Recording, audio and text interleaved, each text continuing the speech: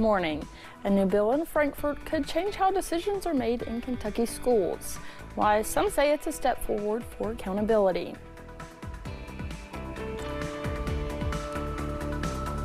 And a partial government shutdown is looming as Senate Democrats and the Trump administration can't make a deal to fund the Department of Homeland Security. Dedicated to Eastern and Southern Kentucky, this is WYMT Mountain News This Morning. Good morning, I'm Neely Green here with you on this Friday, February 13th. The time is now 6 o'clock, and let's check in with meteorologist Megan Desmond for a look at your forecast this morning. Megan, it was pretty cold out this morning.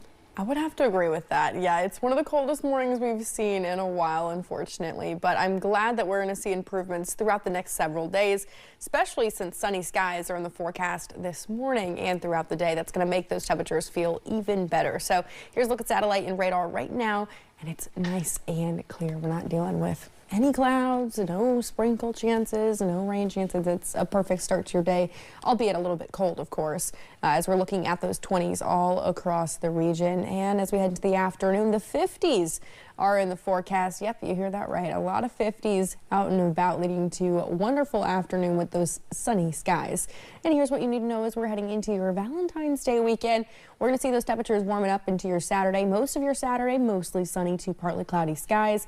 But we do watch as a chance of showers enters into the forecast in the late evening, which will continue all throughout your Sunday. Neely. Thank you, Megan.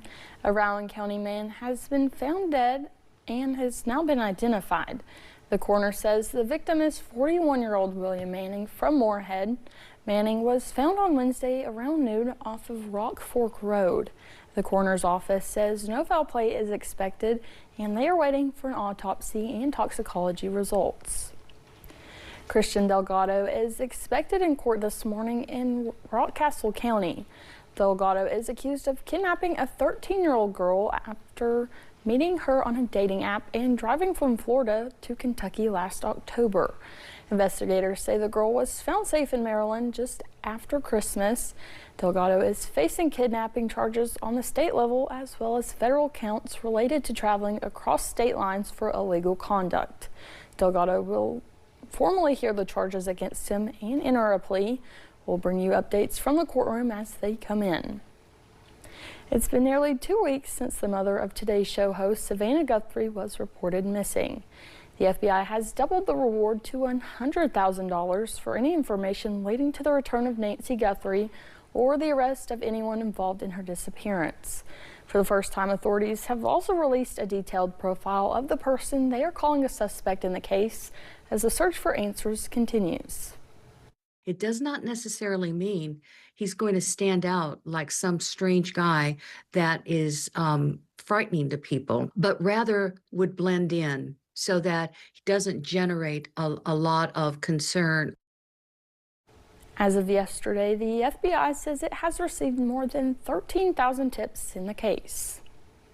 The Trump administration is ending a controversial weeks-long immigration crackdown in Minnesota.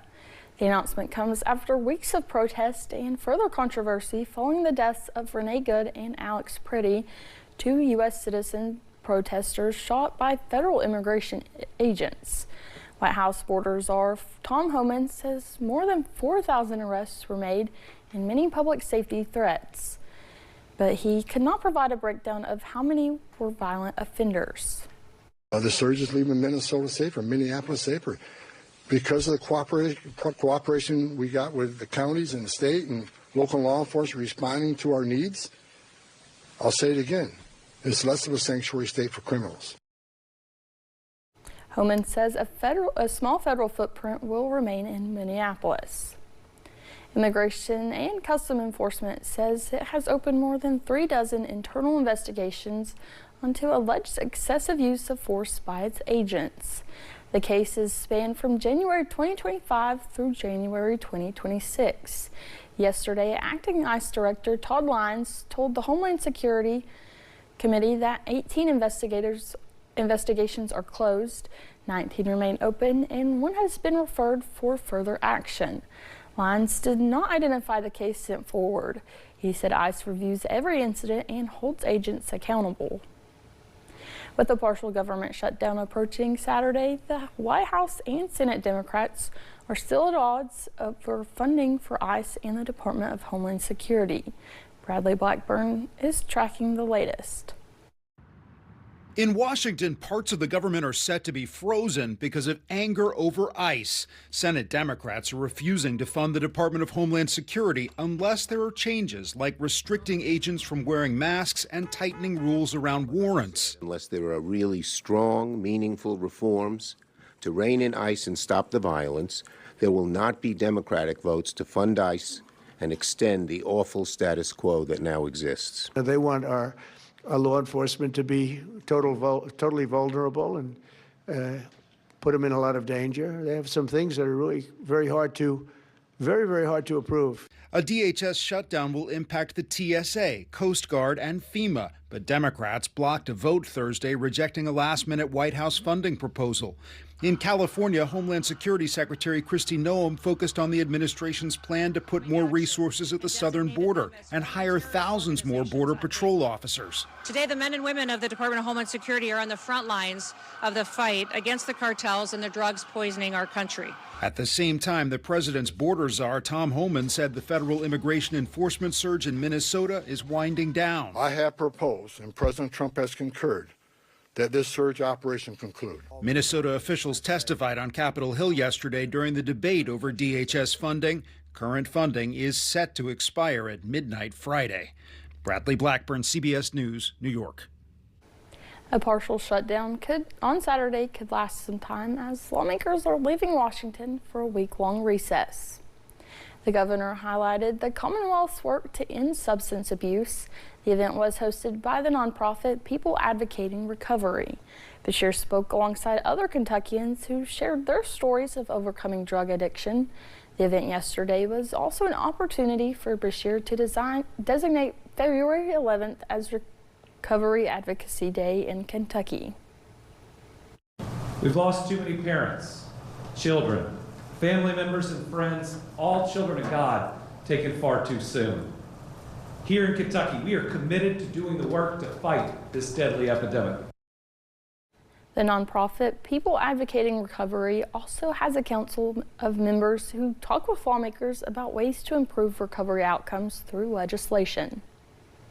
A new push is helping a bill move through the Kentucky legislature right now that would give candidates running for state office better access to security. House Bill 136 would let political candidates and office holders use campaign funds to pay for security for themselves or for their loved ones. These are funds that are donated directly to their campaign, not taxpayer dollars. A similar bill was introduced last year, but it failed to make it out of the committee. Yesterday, House Committee on Elections took out a $15,000 cap from the bill, allowing state candidates the ability to fund their own security details, no matter the cost. Well, I think we've been talking about already, politics are not quite as tame and as cordial as they've been in the past. And even last June, the nation learned of a tragic act of political violence against two Minnesota state legislators and one spouse who were fatally critically shot at their home by a person impersonating a police officer. And House Bill 136 is really necessary to modernize the campaign finance laws that allow that protection of candidates and their loved ones. House Bill 136 passed ununanimously. It now heads to the full House. Some leaders at local police departments and prosecutors are joining together to urge Kentucky lawmakers to pass a bill to outlaw what are called Glock switches. When installed, it transforms a standard semi-automatic handgun into a fully automatic machine gun, capable of firing up to 1,200 rounds per minute. Supporters of the bill point out 23 U.S. states have already banned the use of these switches. We are not making anything illegal that is currently legal. It is already illegal to have this. What we're doing by making it a state law is we're enabling local law enforcement and local prosecutors to go after this and to get these things off our street. They are very, very deadly. A bill was introduced by Representative Jason Nunes. It is still being considered in the House Judiciary Committee. Temperatures are continuing to drop this morning, already seeing a lot more folks in the teens. It's 19 degrees right now in Jonesville and Monticello.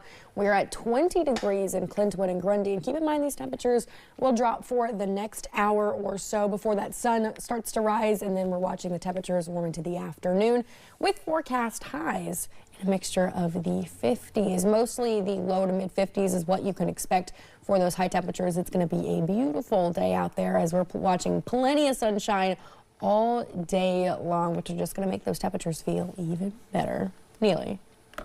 Thank you, Megan, and thank you for getting your day started with us here on Mountain News this morning. We will introduce you to the sassy seniors who are making a difference while having fun. That on the good side.